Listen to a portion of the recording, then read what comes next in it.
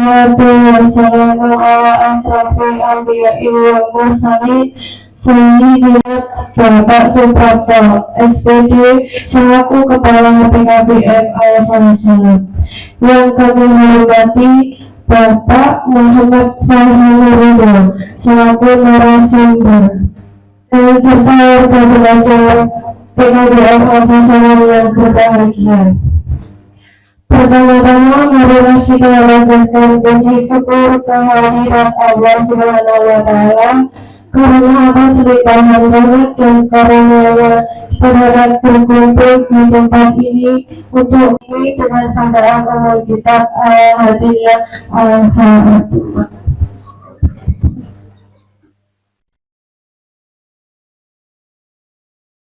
Terima kasih. Acara selanjutnya menyanyikan lagu kebangsaan Indonesia Raya.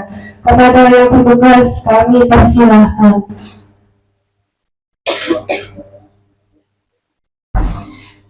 Hadirin dimohon berdiri.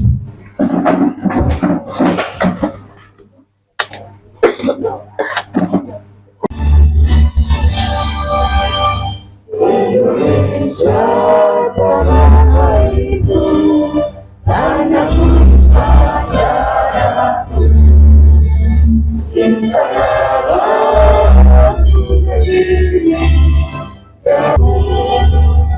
Indonesia bangsa tanah air, marilah kita bersatu, Indonesia bersatu. Hiduplah tanahku, hiduplah negeriku, bangsaku, rakyatku semuanya. Bawa jiwanya, bawa adanya, Indonesia adanya, untuk Indonesia Raya. Indonesia merdeka, merdeka, tanahku, negeriku yang suci. Wabarakatuh. Waalaikumsalam. Yang saya hormati Bapak Fahim selaku narasumber budidaya ikan air tawar, artinya narasumber sebagai apa Bapak? Teknikal pendampingan budidaya. Teknikal pendampingan budidaya ikan air tawar. Jadi kali ini dalam pertemuan kami bersama tutor PKBM Al-Fatihah bersama warga belajar PKBM Al-Fatihah menghadirkan Bapak dari pabrik pakan yang dari Mojokerto. Nanti panjang lebar biar Pak beliau yang menyampaikan bagaimana cara budidaya ikan air tawar secara baik. Bismillahirrahmanirrahim. Acara teknikal budidaya ikan air tawar kita buka secara resmi. Dari saya, assalamualaikum warahmatullahi wabarakatuh. Pada hari ini yang ada budidaya dan salihah al-Fatihah.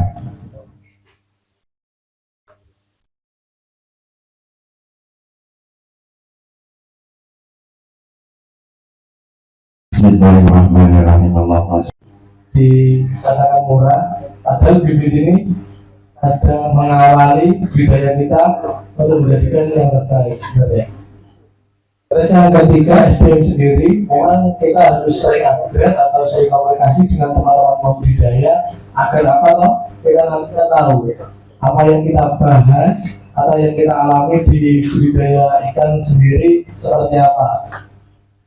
Nah, untuk bulan-bulan ini banyak fenomena penyakit baru, penyakit yang jarang kita temui, ujuk-ujuk atau mendadak ikannya mati. Itu kita temui di gurame. Kalau untuk patin seperti ini kita temui setelah pasca hujan biasanya teman-teman petani itu lupa dengan harga yang lumayan baik atau tinggi, kemudian tangannya tidak direm atau dikoreksi. Direm makan simulin dan jadi dan kemarin kita tutup sepeda motor. Terus yang keempat, ini ada kaitannya dengan pakan. Memang kita harus jeli memilih pakan, entah itu dari harga, kualitas, dan apalagi yang kalau kita ketahui keringanan pembayaran ataupun itu. Jadi yang pastinya dicarikan untuk teman-teman saat ini.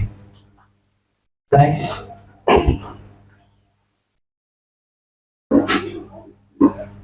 Nah ini sebenarnya yang kita tampilkan adalah perakiraan cuaca.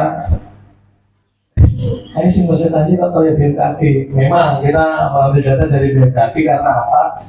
Di musim kemarau seperti ini kan masih ada hujan. Kita juga perlu data dari BMKG meskipun datanya sering kurang pas. Namun kita setidaknya ada gambaran.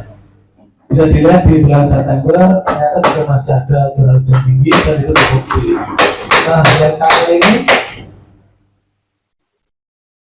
yang kanan ini diprediksi di bulan Oktober, bisa dilihat teman-teman ini ada gambar beberapa titik lokasi itu masih akan mengalami potensi curah hujan. Nah itu yang menjadikan kita lebih hati-hati terkait budidaya. Next.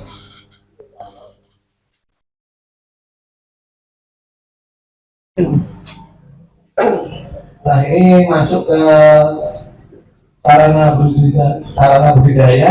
Yang pertama konstruksi kolam. Untuk konstruksi kolam memang harus sebisa mungkin mempermudah kita, memperlancar kita dalam budidaya. Contohnya untuk saat ini kan harus jangan menggunakan kalau bisa sih kolam yang dibendung di tanah. Kalau bisa ini akan naik dan ada selokan bawahnya. Untuk apa? Sirkulasi air atau pergantiannya lebih lancar. Dulu memang orang tua saya juga membudidayakan, cuma kolamnya kolam pendem atau kolam tanah itu menghabiskan tenaga biaya terkait pergantian air. Entah itu nanti membutuhkan diesel, usung, kesel, terus bensin mana. Nah kalau bisa sekarang kalau ingin membuat kolam itu diperhatikan konstruksi kolamnya, mempermudah kita gitu aja. Jadi budidaya itu tidak terlalu berat. Next.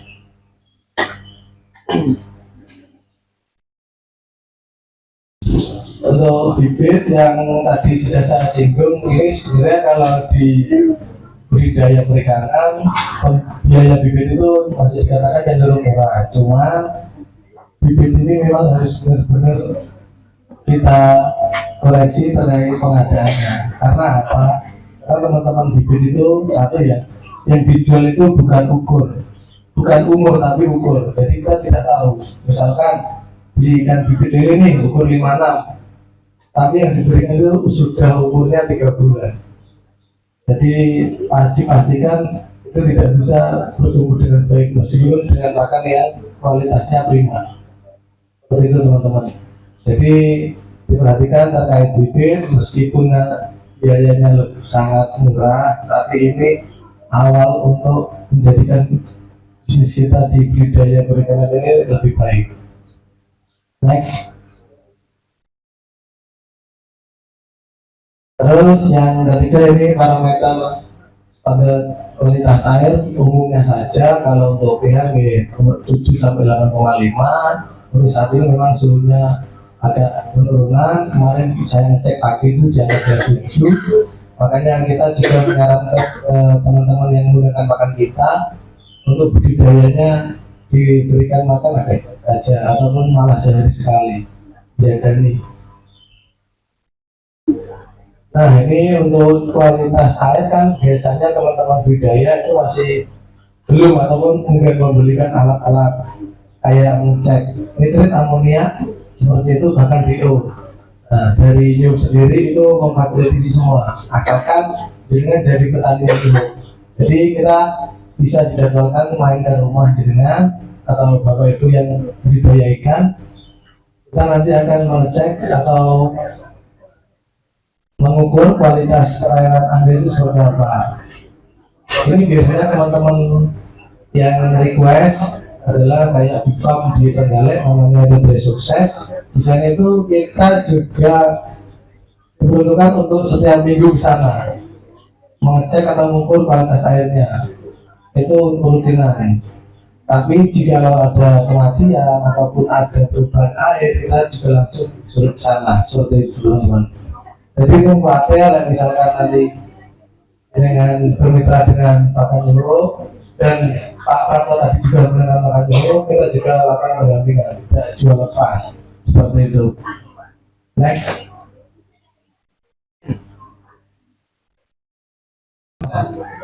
Oh ikan gurami, kamu kan masnya dari mana ini?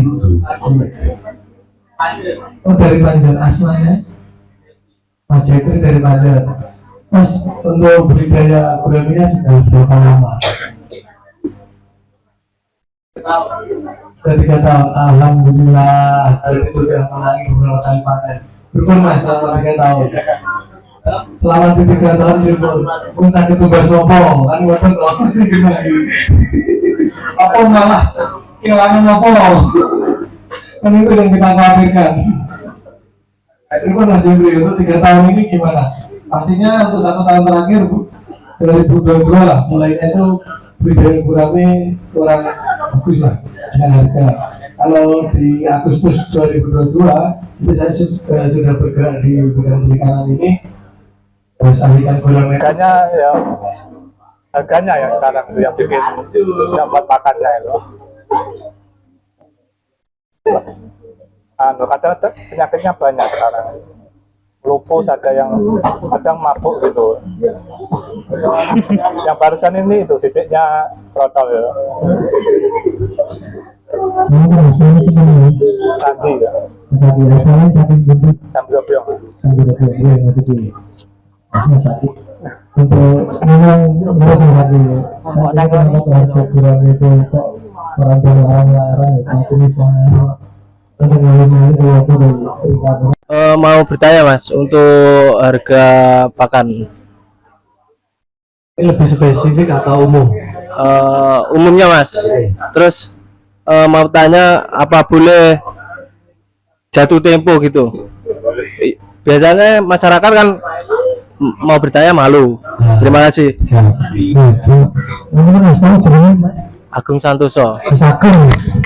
Misalkan ini yang kita perlu untuk harga, kita urut dari yang paling